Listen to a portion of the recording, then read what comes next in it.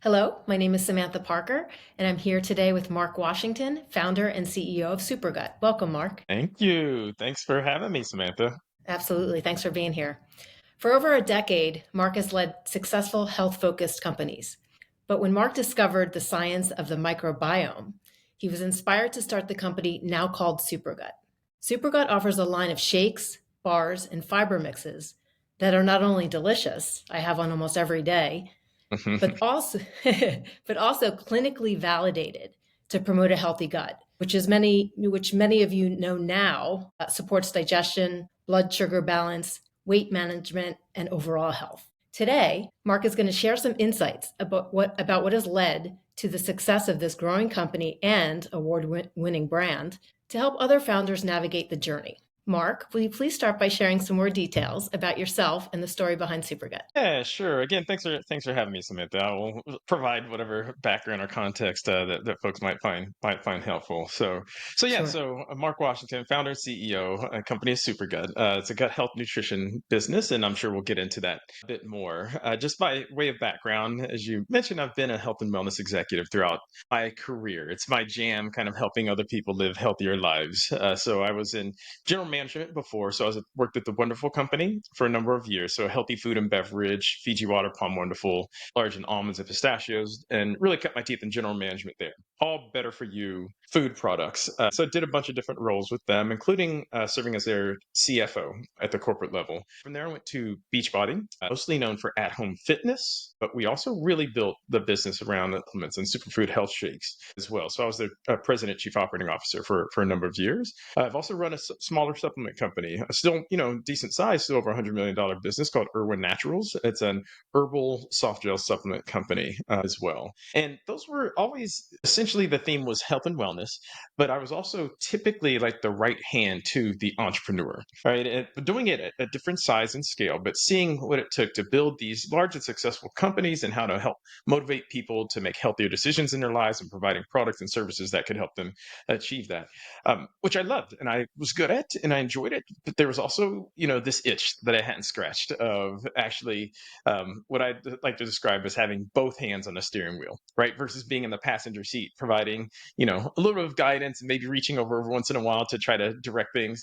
I was like, I think that at some point I want to give this a go. And so there was this, head part where I was like, yeah, I think I could take some of the successes that I've seen from these very successful entrepreneurs and apply that, do it in my own way, right? And then build a business that could fundamentally have even greater impact relative to the businesses that I was in, which were all great, better for you products and businesses. The thing that struck me was actually a personal story that really led me to take that thought into action. And it was actually related to family and my younger sister, Monica, who struggled with her health throughout her adult life.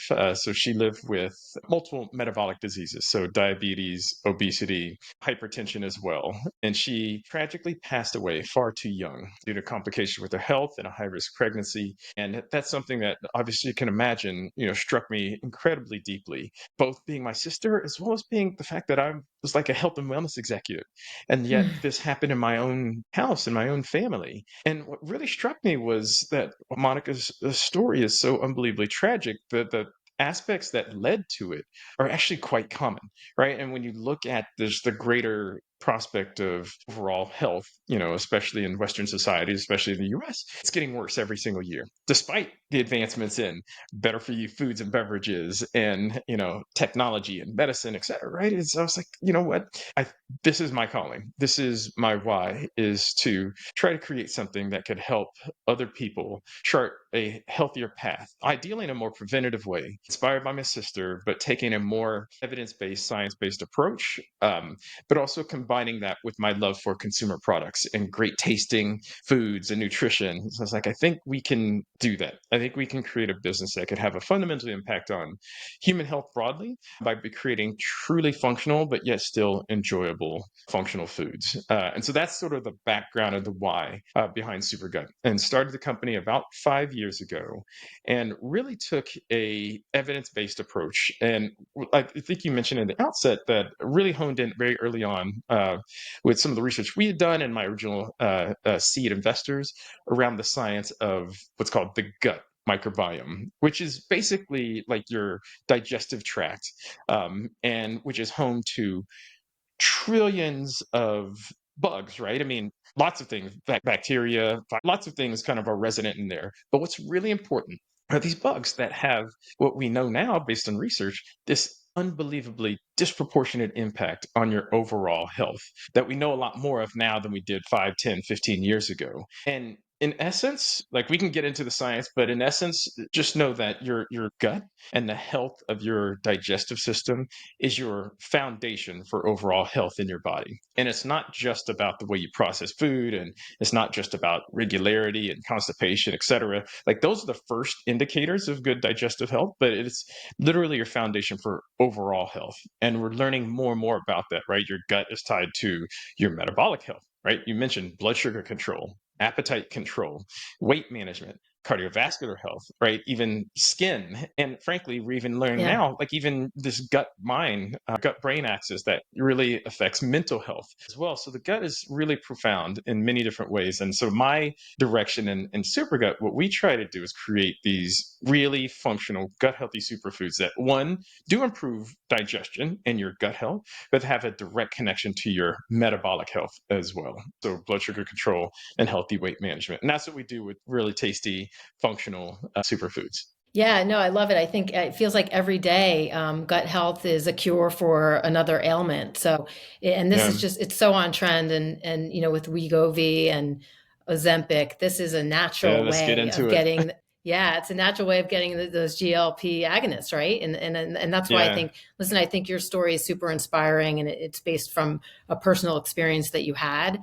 And I really think like your endeavor was really at the forefront of this gut health. You were a groundbreaker. You're Thank not you. a me tooer, right? You really No, came in definitely not. way before this all started. Yeah, no, Yeah. in some ways, like we count our blessings that we weren't too early. Because at the very outset, when we Yeah. started the company 5 years ago, we are definitely years ahead of the consumer, Hmm. understanding both of gut health as well as its direct connection to metabolic health and appetite control. And so thankfully, this is actually one of the reasons why I feel fortunate that, what I call the Ozempic era has come upon us, where you've Hmm. got these really potent and powerful drugs, typically called GLP-1 agonists, so Ozempic, Mounjaro, Wegovy, etc., that have broken into the mainstream, where consumers are seeing they originally, intended for people with diabetes to help blood sugar and significantly impactful.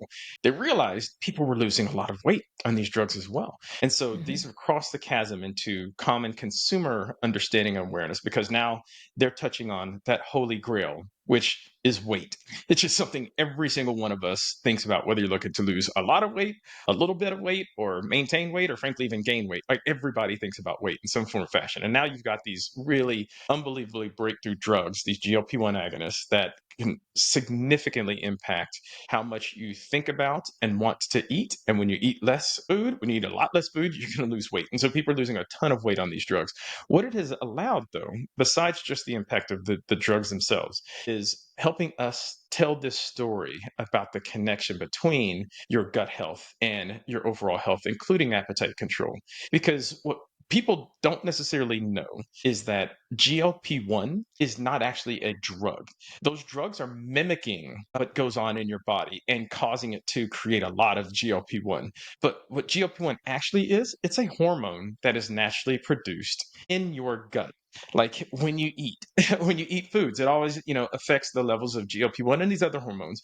But in particular, there are types of nutrition that disproportionately impact those hormones, including the types of the prebiotic fibers that we include in Supergut and in our patented prebiotic fiber blend. They're very, very effective at getting to your gut, feeding important microbes, and actually having them produce byproducts that help regulate your appetite and blood sugar control. Now we actually can talk about this in a way that's resonant, right, for a consumer. Right, 5 years ago when we tried to tell the story, it was really didn't make a lot of sense, and we weren't talking about GLP-1. That was more like awesome scientific research that we had in the background. But now this has given us an Right. avenue, because now everybody has at least heard of, if not actively thinking about or using, one of these GLP-1 drugs. So now we can tell the story. When we've been talking about gut health and why it's so important. Well, guess what? GLP-1 is actually something that your body makes naturally. You have this natural mechanism in it. You just have to feed it the right things, and we can get you some of those benefits that people are seeing on these breakthrough drugs. So this whole era has definitely allowed us to tell that story about this connection between gut health and metabolic health and appetite control in a much more compelling way that a consumer can relate to. Yeah, no, I think offering the consumer a natural way of getting these, boosting these GLP-1 agonists is awesome. And I know a lot of what you do and the message you're trying to get across is you're giving disadvantaged people an access to healthier foods like this. People that maybe can't Yeah, afford the Wegovy's and those Ozempics, they have access now to this great product that can boost their GLP-1 agonists naturally. Am I that's saying right. that And right? I'd say, Yeah. yeah, no, that's right. I Yeah. would say like when I talk about the overall business, we have very big impact driven vision and mission for the business. Like, our aspiration and my personal aspiration to have a positive impact on public health at large, right? I mean, to how can we bend the curve of these health outcomes that you see, rising rates of overweight and obesity and diabetes and all these issues? How can we help people stay in better control preventatively, right? So that's the big overarching aspiration. And within that, like, assume you've probably seen the research. Unfortunately, disadvantaged communities, largely underrepresented minorities, are often, significantly impacted even more by some of these health conditions than just the general population. So, like the rates of diabetes and obesity, like underrepresented minorities index higher across the board, across Well, all of they don't these have different access to healthier foods, conditions. right? Right. No, Yeah. that's a big, Yeah. big part of it, right? It's Yeah. complex. So there's multiple factors, but definitely access to healthier food, healthier, better health access, being inclusive, so if brands actually appealing, to them, having access to them at affordable prices and foods that actually fit into lifestyle. There's all these different factors that contribute to it.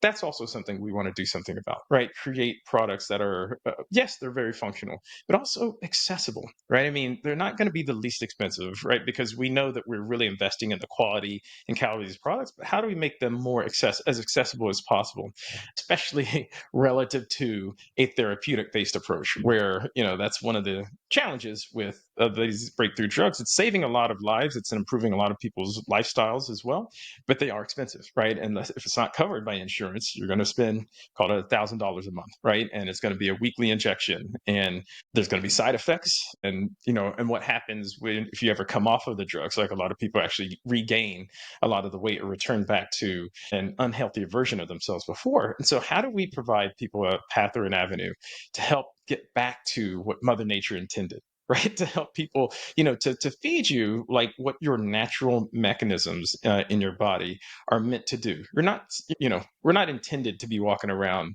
hangry all the time, kind of looking for your next snack. You're not, intended to be walking around with low energy. You're not intended to walk around with, like, blood sugar spiking and crashing all the time. But, our Yeah. diets aren't contributing to that in a positive way. And that's what we're trying to resolve. Getting back to what Mother Nature intended, like, let's find the nutrients that specifically help address this, right? Help keep your gut in a healthier state in your digestive system, but also specifically help your body produce its natural hunger quieting hormones, so that you're not walking around hangry. You've got kind of steady blood sugar, steady energy levels, and you can make healthier decisions, throughout your day when it comes to nutrition. And so, yeah, that's a big part of our motivation. Yeah, so your products, a lot of products now are coming out, a lot of brands are coming out, and they're meant for people who are on these drugs, right? Who Mhm. aren't as hungry, will provide the nutrition. But your products actually are for everyone, and importantly, people who aren't on these drugs, because the product mimics some of what the drugs already do. So I love that. What I'd like I to think do, that's Mark, right. is I'd One like, yeah, clarification. Sorry, I would sure, just wanted sure, to sure, say please. just one thing real quick. We actually are trying to be pretty agnostic in terms of whether or not someone is using one of the medications, or is trying to Yeah. come off one of the medications, or is not using. But the great thing Hmm. is that what we're providing is relevant and beneficial regardless of which one of those buckets that you fall into. Actually, people who are using one of the medications, we can be an incredibly complementary solution, Hmm. right? I mean, that can help amplify some of the benefits of the blood sugar control and the weight management, but also help offset some of the digestive side effects associated with the medications as well. So we actually can Yeah. complement those medications, and it's nutrient dense superfoods. But then, obviously, as you mentioned, where we see a lot of interest and enthusiasm for people who are interested, aware, but don't necessarily want to or can't afford to turn to medications, to get to a healthier weight. And obviously, helping those individuals, I like to call it the Ozempic curious, right? To be in a better, more preventative and natural state of health is clearly a very significant use case for us. Yeah, no, thanks for that clarification. It's an important one. Hmm. Mark, I'd like to shift the focus a little bit from the great product that you have to the way you've gone about growing Hmm. this successful business. And I'd like to start with funding. So the funding landscape for functional foods is, I imagine, quite unique. Do you find that securing investment for Supergut requires a different approach, especially with the backing of the clinical study that you have? Yeah, no, listen, it's never easy, in an early stage startup environment to raise capital, right? That's kind of been a Yeah. forever truth. I would say that the overall environment has gotten more challenging over these past couple of years in general, just given just the state of the economy and the market and, what used to be an environment that just rewarded growth at all costs. Now that has changed. Now it's, yes, we want to see growth and breakthrough potential, but we want to see that this is a business, right? That actually can either now be profitable or at least have a very clear path towards actually producing cash flow. So those are a new spectrum that's, I'd say, covering the entire early stage and venture market that we are obviously a part of as well. There's another level of it that you referred to, is that we actually are we represent two different aspects of business, and it's great because it brings in different types of investors, but it means that we don't necessarily neatly fit into either any one of them. And what I'm speaking of is the fact that we are a deeply evidence-based science, clinically backed functional food, right? And so there's Hmm. certain types of investors that invest in brands like that. On the other hand, this Hmm. is still food, right? This is supplements and food stuff that you eat, and it's, sold online, and it's a consumer brand. And, we're now, selling in retail as well. And that brings a Hmm. different set of investors, more traditional CPG investor. And so we are super relevant in both of those audiences, but we don't necessarily look like all the others in either of them, right? And so figuring Yeah. out who is how do we, position this business in a way that's going to appeal to a specific investor, even if they don't necessarily invest in businesses that look exactly like what we do. So we are more consumer focused than your traditional food tech investor, but we're more science based and more evidence focused on more clinical studies in the science than your typical CPG investor. So there is, I'd say it's both a blessing and a curse, right? The fact that we have both of these different, very, very important aspects to our business that does impact kind of how it comes to both the capital that we've raised from the existing investors, as we think about future, investors and partners, both how do we position ourselves, as well as frankly, which type of investor, what sort of background will make sense for us as kind of the right background and the value add that they bring into this next stage for us as a company. Yeah, that's interesting. I think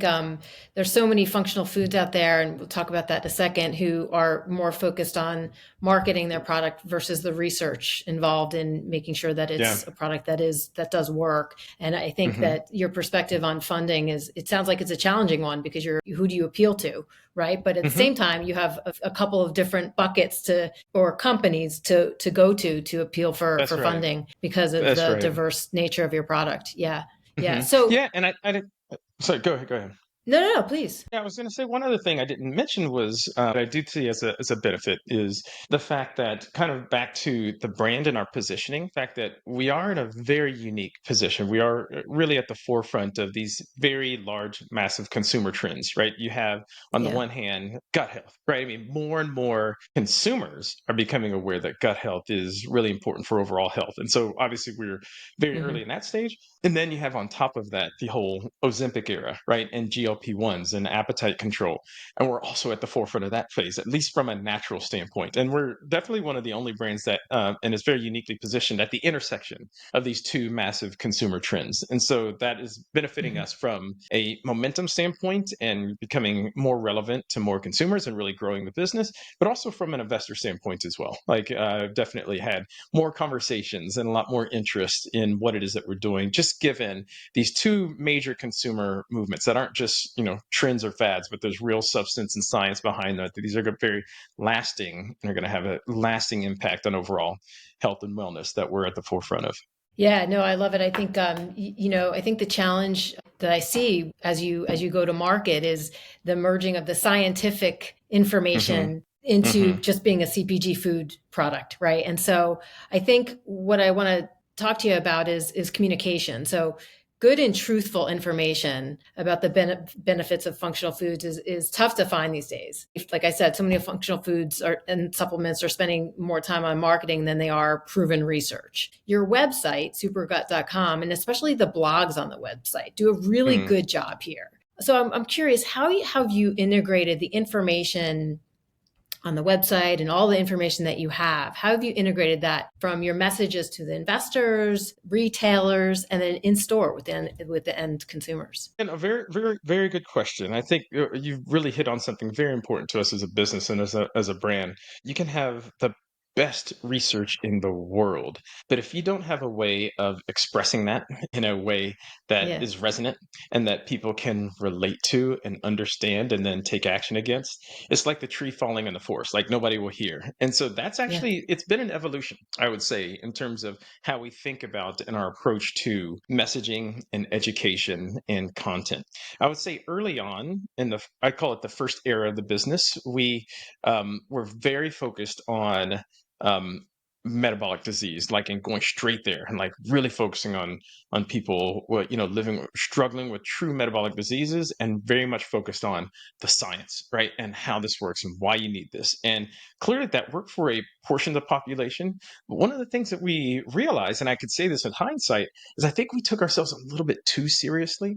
Mm. And in some ways, we weren't, resonating and connecting with a value proposition and a way to communicate how our products work that could resonate with the masses, right? And so I'd say as we have evolved over time, it's actually one of the key lessons is just to iterate, right? Not to just try something and stick to it to the end, right? You definitely have to listen to signs and feedback and take those signs and make a decision and move.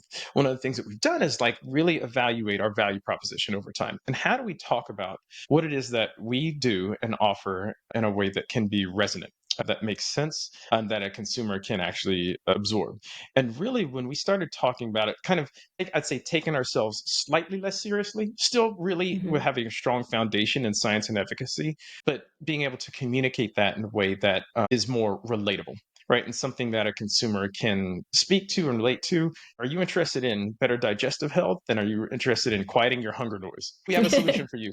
By the way, there's a lot of science behind it. If you're interested in learning about the science, double click here, right? You can get to our blog Yeah. and you can read how this works, what GLP-1 is, how it's made in your gut, what are the other benefits of gut health. We can talk about the mechanism. Like, we can go super deep, right, for anybody that wants to, but we don't Hmm. force you to go to that level to engage with the brand, right? It's purely more kind of earn the right to get deeper and deeper into the science. And so as that's translated into how we think about our messaging and our content, right? So my head of marketing and I, we talk a lot now about how do we create content that's edutainment. We still think we have a service to provide to help increase not people's knowledge about natural approaches to gut health and appetite control, et cetera. But how do we do that in a way that's actually entertaining, right? So people might get something out of it as we think about our social media, as we think about our blog, as we think about working with creators and influencers. Doing this in a way that's entertaining, but also educational, I think has been another key learning that we try to lean into as well. So this has been a really, really key aspect, this messaging, and we've definitely evolved. And frankly, we'll continue to iterate and test and evolve as to how do we tell, this message in the most compelling way. Yeah, I mean, as you get more and more distribution, which you're doing a great job of, I'm sure we'll see some shopper marketing efforts in that vein, and really showing a Yes, great way to communicate to your consumers about your value proposition. So I'm looking forward that's to very seeing true. that. And along those lines, you have got some impressive wins. You started with GNC and now Target, and I know there's more. Hmm. I think it'll be really helpful for you to share with the audience what factors really contributed to the success of gaining this distribution. Hmm. And then are you having to, now you have to make sure that you drive sales. What are you doing once you get distribution? What are the levers that you're pulling in order to make sure that you drive sales? Yeah, absolutely. And so, yeah, for context, like, we grew up as a digitally native brand and in a digital business, right? I mean, primarily, the sales channel has been our website, supergut.com. We launched on Amazon about a year ago, and that's been growing very steadily. I would say the big kind of change in 2024 has been an expansion into physical retail, like as a, you know, emerging omni-channel brand, which was always always the business plan. I would say things have progressed at a more rapid pace this year than we originally anticipated. So we started the It's a year, good we thing. launched in, yeah, it's a very good thing. It's a lot to deal with, Hmm. right? But it's a really good thing. So we started this year in the higher end, kind of early adopter, natural channel, organic retailers. So a lot of regional players like an Erewhon here in Southern California. We're in Fresh Time in the Midwest and Central Market in the Dallas area. And then we Hmm. launched into the specialty supplement channel middle of this year with the nationwide launch with GNC as well as with Vitamin Shop. And then more recently, just within the past month or so, our first mass nationwide launch with Target as well. So things have really progressed at a pretty rapid pace throughout the year. I'd say the real background for not just how we got in, but how it's accelerated, I think it just goes back to the value proposition, right? The fact that we know that we have been investing in the science and that our products fundamentally work for years, right? So that's not necessarily new.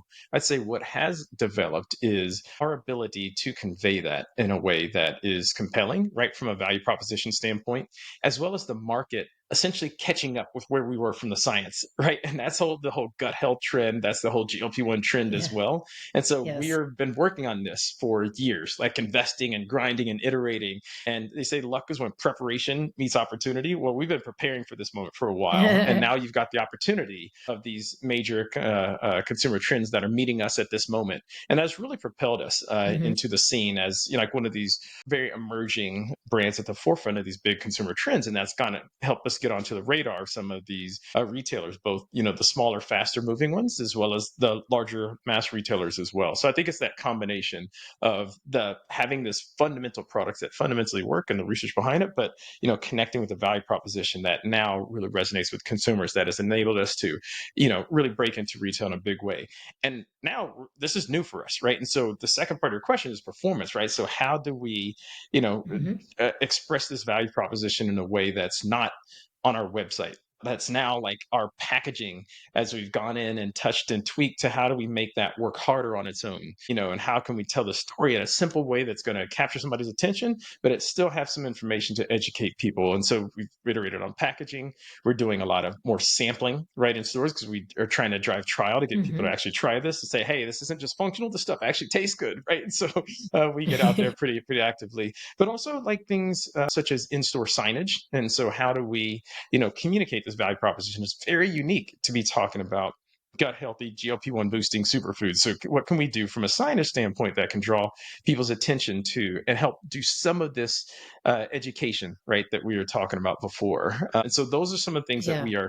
some of the levers that we are pulling. We're brand new in this though, so there's a lot more to come in that regard.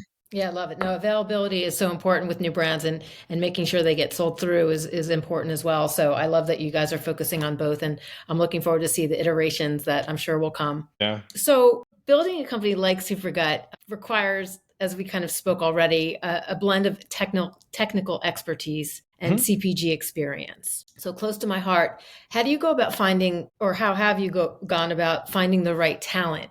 And what qualities are you prioritizing in building that? Yeah. Yeah, great question. And I'd say this is also evolving, right? I mean, as we are now in the mode where we're getting to the point where we really need to invest in the team and the resources, for this next stage of growth. But I'll tell you, it's kind of been in phases, right? So when we first started out, just given the aspiration of what we were trying to do is create this really disruptive breakthrough evidence-based company. I really started on the science and the technical side of it. So my first hire was a PhD food scientist that had actually worked for me at Beachbody. The second hire was another food scientist who had worked for him right before as well. So it really did start on the technical side, right? The first phase was, research, clinical evidence, kind of formulation, iteration, tweaking. And then we started to build out the rest of the team from there on the more operational and commercial side. I'd say that shifted Hmm. into this era where we have been recently, and I think we will be more going forward, bringing in more individuals that have more of a background in CPG. and in commercial Mhm. expansion, right? Because we really built this really strong foundation in product and product excellence and the technical and the clinicals, so we actually did an own gold standard clinical study, right? Which is very, very rare in this space. So we've done all of this hard work to create these evidence-based products. Now we have to grow the business, right? That can be up to the same size and standard as the products that we invested in. And so that really does require a more of a commercial, instinct and background and experience. So both in the marketing side, as well as we talked about, like we're, hiring folks that have more experience in the retail channel as well as part of this next phase for us. I would say across these phases, there is some consistent themes though. I mean, that there's different backgrounds from the technical to commercial. One of the strongest one is an impact orientation, right? So regardless of what position you're coming into this company for, it is part of the ethos is this big, bold, mission-driven impact. You have to feel good and be energized by helping people live healthier lives and want to do something about that. So I don't care what position you're coming into, like that's one of the common threads that binds all of us on our team, that we all have this really big aspiration to have a positive impact on people's health. I'd say culture is another one, which is, not uncommon, but one of the big aspects is our culture is designed by a can-do attitude. You've got to be flexible, you've got to be adaptable, and you've got to have this collaborative mentality that we're in this together and we're going to figure out a way to get this done, and you're going to work hard and do it with mutual respect. And so it creates a really tight bond amongst the team as well. So that's another common thread that we look for, a competency across different positions. And that's going to be important for us as we scale, right? I mean, so we're a small team now, but we have really big aspirations. We're growing quite a bit. In order to continue to deliver on our plans, we're going to need to invest in resources, systems, processes, but the most important investment is going to be in our people. And so it's the magic, which I believe we will do, is how do we maintain this really tight, nimble, entrepreneurial, go get it culture, but do that at scale, right? And so even as we grow, the new individuals that are coming onto this amazing ride that we're on share some of those core values that can do so in a way that can really enable us to scale effectively. I believe we'll be able to strike that balance, but I think that's the next challenge for this next phase for us. Yeah, I think I've seen a lot of talent come out of blue chip type companies who have either started working for a startup or early stage company or want to. And so Hmm. those type of people, you're getting that experience on Right. how to grow, right? And you're also getting the education and the training from these blue chips that is so valuable. So it's really about finding the balance between someone who has that training and is willing to roll up their sleeves and be Yeah, passionate about the brand. But that there's can be, so and many people. yeah. Yeah. There's so many people right now that want to work for brands like yours. They're fun. You're making it more fun, right? And they're better for you. And people Yeah. can believe in this. And there's a lot of people that want to believe in what the company and the brands that they're working for these days. No, thank you for saying that. I completely agree. And I think it's going to be important, especially in this next phase, to bring in more of that experienced talent that have seen what success looks like.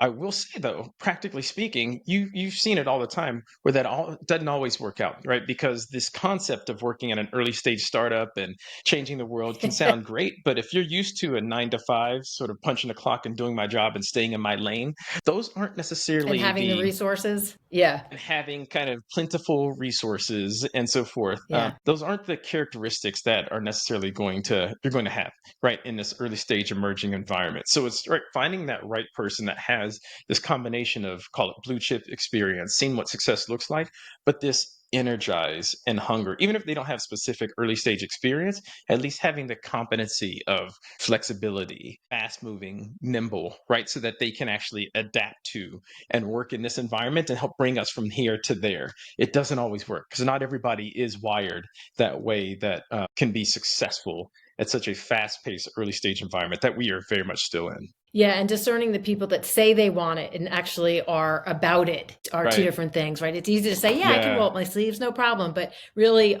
being in that kind of entrepreneurial mindset, those are the people that you really need. Yeah. I agree. I agree. Cool. Cool. Okay, let's move on. We're getting close on time here. So a couple more questions. So for aspiring founders in the health and wellness space, especially those from underrepresented backgrounds, you've talked a lot about that. You've talked about getting funding. What's one piece of advice you wish you'd had when you started Supergut. Now, I know before you said talking about science-based, maybe you were a little too focused on Hmm. that. What are some other things that you would Yeah. advise? So a couple of things come to mind for me. So I'm thinking specifically about our space, right? And better for you food and products and nutrition.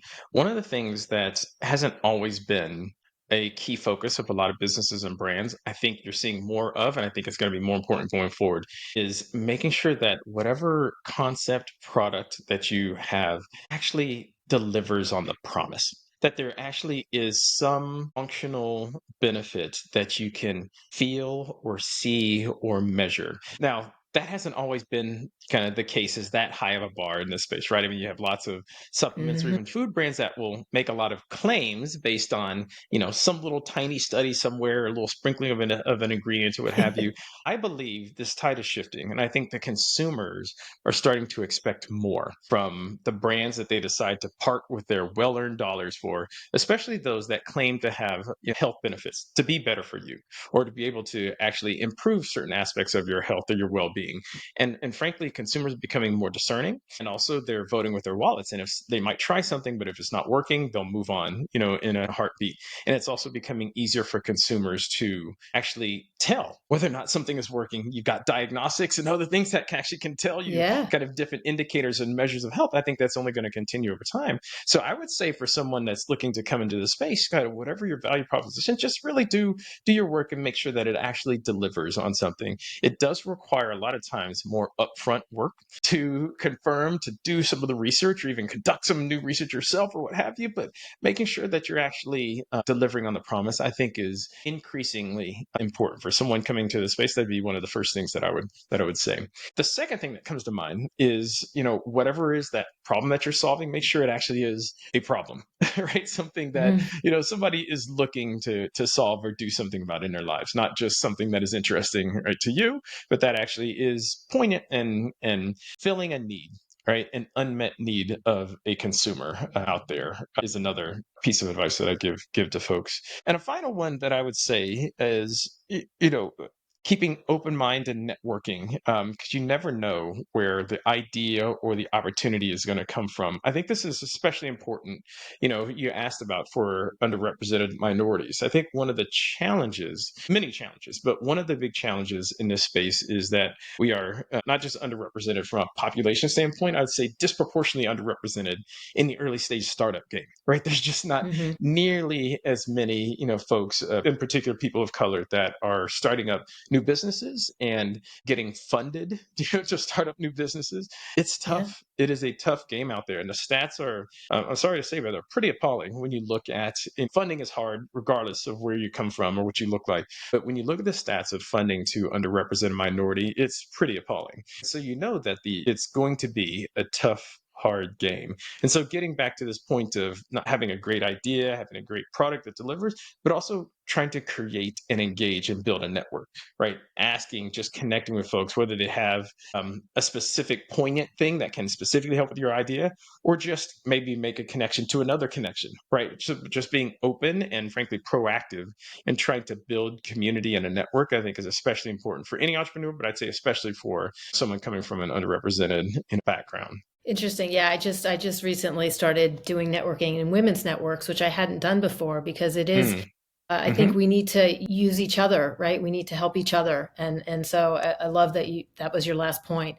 I want to kind of mention I was drinking a product. I won't mention the name of the brand Hmm. for a while. My husband and I were drinking it and thought it was going to do certain things for us, and we tried it for a few months and we just didn't feel different. And I feel Right. differently. And I'm not just saying this, I'm not just saying this. I feel differently with Supergut. I really do feel differently when I drink it. And it makes me feel good about the product and it makes me feel good in general. So thank you Thank you for so the much for sharing that.